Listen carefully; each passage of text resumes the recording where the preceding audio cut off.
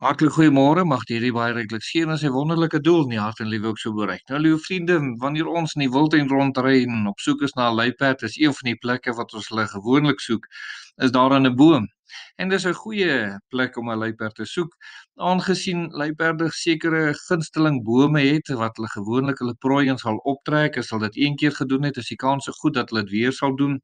Daai selfde boom mag baie goeie beskutting bied om ook weer 'n prooi te vang ook. En daarom sal dit so goed gekies word dan ook. Dit bied ook 'n wonderlike uitkykpunt om van daar die prooi dan ook te sien en dan die aanval te beplan dan ook. Nou liewe vriende, vanoggend wil ons so met u deel oor hierdie saak. Wat sal u eerlik antwoord? Nou liewe vriende, ons moet sekerlik op 'n plek wees om altyd eerlik te wees, en mense is nie altyd eerlik nie. En ons moet sekerlik hierdie vraag dikwels van mense antwoord. Daar's baie keer mense naby aan ons wat wil weet, wat is ons eerlike antwoord en hoe voel ons? En die meeste mense verwag daarom dat ons met mekaar eerlik sal wees. Maar liewe vriende, wanneer dit kom by die Here en die Here sou 'n mens 'n vraag vra, dan kan jy nie anders as om eerlik te antwoord nie, want ons kan niks vir die Here wegsteek nie. So lees ons in Genesis 3 vers 9 hierdie woorde: Toe roep die Here God na die mens en sê vir hom. Nou liewe vriende, hier is nou die groot saak wat die Here nou vir hom hierdie vraag kom vra. Waar is jy? En liewe vriende, ons weet wat nou hier gebeur het. Dit was nou net na die sondeval. En Adam en Eva het hulle nou bedek met vyerblare en hulle het geweet dat die Here gaan kom. Dit was die gewoonte gewees. En toe die Here kom, toe is hulle nie daar nie. En hulle is op ander plekke en hulle kruip weg vir die Here en die Here roep na hulle en sê, waar is jy? Want die Here het geweet wat gebeur het, liewe vriende. Sekerlik het hy geweet wat gebeur het. Tog het hulle nog steeds besoek en nog steeds met hulle gepraat. En so moet u antwoord ook in hierdie dag: waar is jy op in die geestelike lewe? As die Here vandag vir u kom vra, waar is jy?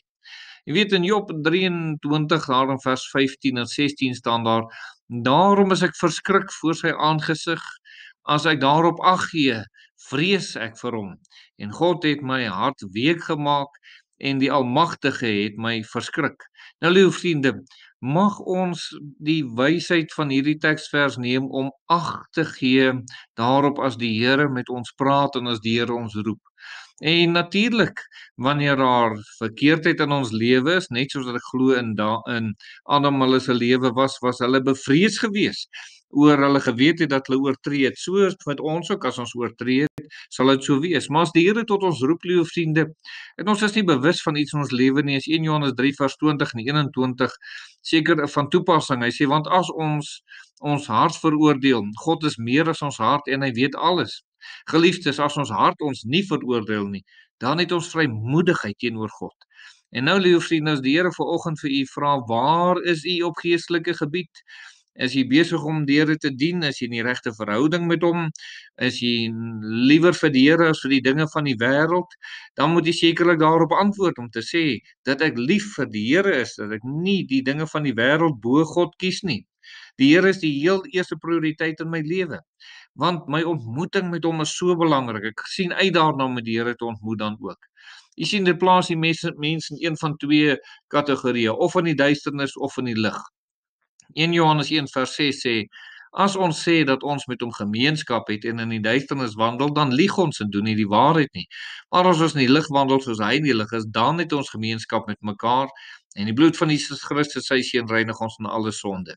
U sien, hoe kom jy in die regte gemeenskap? Jy kom vra die Here dat hy deur sy bloed u reinig en skoon was van die sonde, en jy sal uit die duisternis in die lig kom en jy sal met vrymoedigheid voor die Here kan staan en vir die Here antwoord eerlik as hy u vra, waar is u?